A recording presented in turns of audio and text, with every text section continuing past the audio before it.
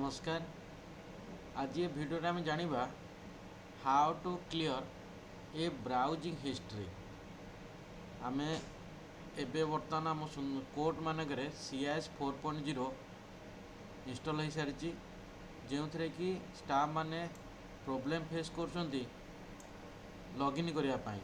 आमे तो लॉगिन करके पासवर्डटा चेंज करिया पड़ुची। पासवर्ड चेंज कर सारा पर लॉगिन हो पारना। हेले आमे लॉगिन करिया को हेले आमको ब्राउजिंग हिस्ट्रीटा क्लियर करिया पड़िबो। आमे जेकोसी ब्राउजर गूगल क्रोम किंबा मोजिला फायरफॉक्स जेकोसी ब्राउजर आपण यूज करछंती से ब्राउजर को जिबे। ब्राउजर सिंपल एमती ओपन करेंगे। ओपन कला बेलू राइट साइड कॉर्नर रे मेनू ऑप्शन अच्छी सीटी देखिए हिस्ट्री लिखाई थी।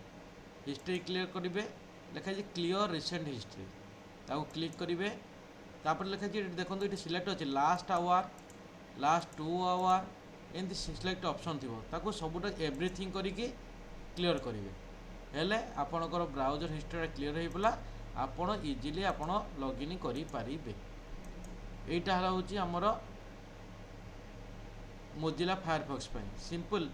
सेम वे आमे गूगल क्रोम मध्य जिबा। क्रोम रो मध्य सेम वे रे अछि हमर जिबा।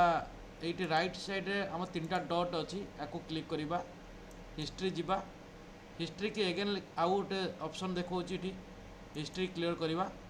ये देखो बाँ पटे देखो डिलीट ब्राउजिंग डाटा। बाँ पटर ऑप्शन अच्छी डिलीट ब्राउजिंग डाटा क्लिक करिबा।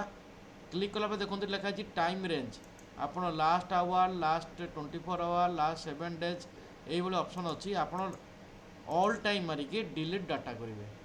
हेले आपनकर डाटाटा जेकोसी ब्राउजिंग हिस्ट्री क्लियर हो आपण मैंने इजिली आक्सेस करें हूँ CIS 4.0 को लॉगिन करें।